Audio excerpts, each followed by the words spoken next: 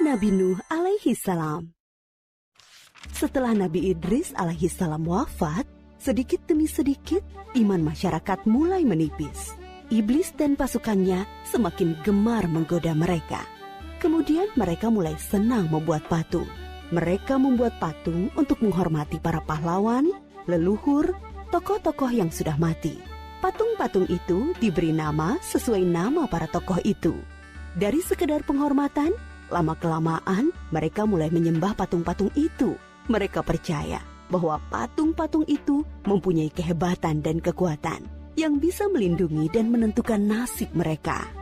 Di antara patung-patung yang disembah itu, ada 5 yang paling mereka agungkan, yaitu Wa'at, Suwa, Yahud, Yauk, dan Nasr. Inilah asal mulanya manusia menyembah patung dan berhala. Tentu saja, ini semua hasil pekerjaan iblis dan pasukannya yang berusaha sekuat tenaga menyesatkan manusia agar tidak menyembah Allah dan masuk neraka bersama mereka. Allah tidak membiarkan manusia tersesat semuanya tanpa petunjuk.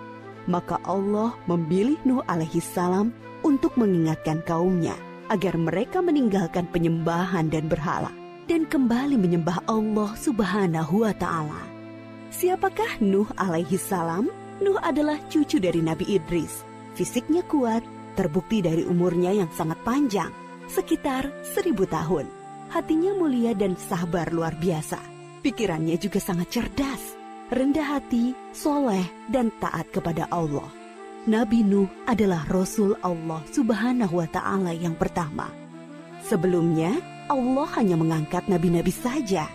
Mulailah Nabi Nuh berdakwah kepada kaumnya. Nabi Nuh mengajak mereka untuk memohon ampun atas dosa-dosa mereka dan kembali menyembah Allah agar tidak terkena azab dari Allah.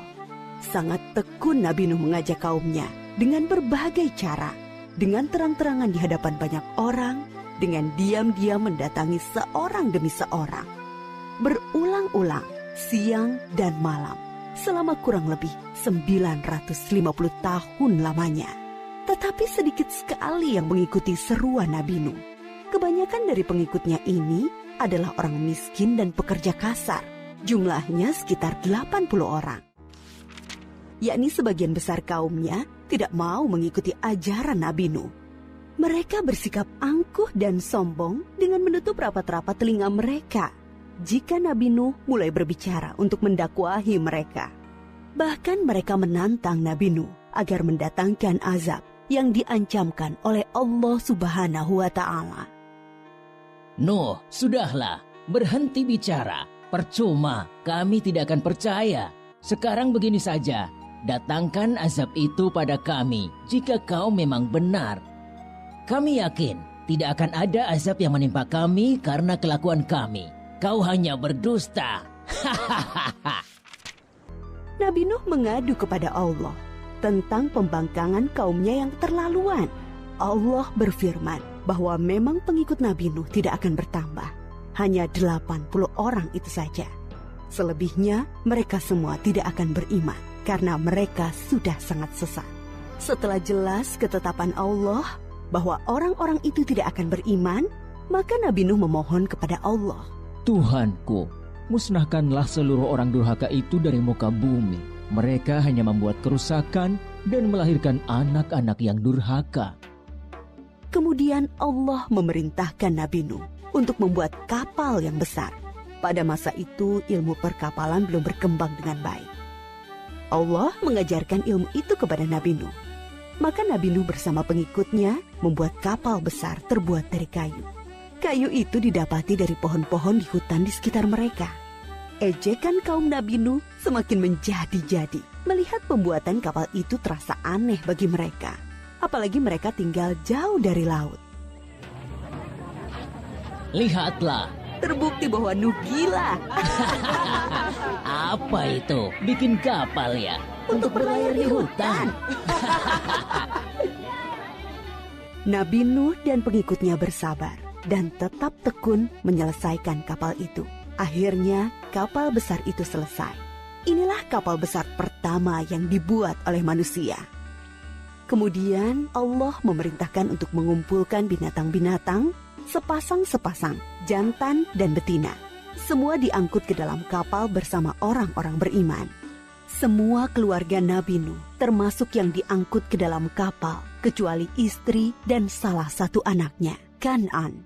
Mereka tidak mau masuk ke dalam kapal. Mereka tidak beriman dan termasuk orang durhaka. Sementara itu, langit menjadi gelap. Angin bertiup kencang, petir menggelegar. Hujan turun sangat lebat. Dari dalam tanah memancar air yang semakin deras. Juga dari dalam rumah-rumah penduduk, dari dapur-dapur mereka. Dengan cepat, air membanjiri bumi. Makin lama makin tinggi, menenggelamkan rumah, pohon-pohon, dan tentu saja orang-orang di luar kapal Nabi Nuh.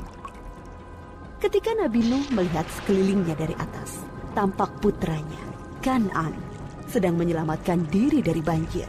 Karena kasih sayangnya kepada anaknya, Nabi Nuh berseru, Anakku sayang, masuklah ke dalam kapal ini. Tidak ada yang bisa selamat dari azab ini kecuali yang berada di dalam kapal.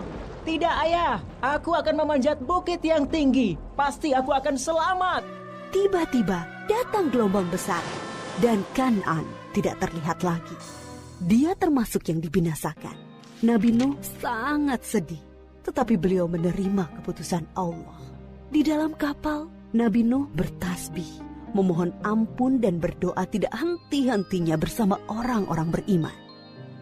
Setelah beberapa hari, Allah memerintahkan bumi untuk menelan banjir itu. Hujan berhenti, air pun surut masuk ke dalam tanah. Kapal pun berlabuh di daratan lagi. Orang-orang beriman keluar dari kapal dengan tetap bertasbih. Syukur yang tiada terkira. Mereka memulai hidup baru tanpa gangguan orang-orang kafir yang sudah tenggelam, dibinasakan Allah karena kesesatan mereka. Kisah Nabi Nuh memberikan kita pelajaran bahwa durhaka kepada Allah dan tidak patuh kepada Rasul utusannya membuat manusia ditimpa azab di dunia ini maupun di akhirat.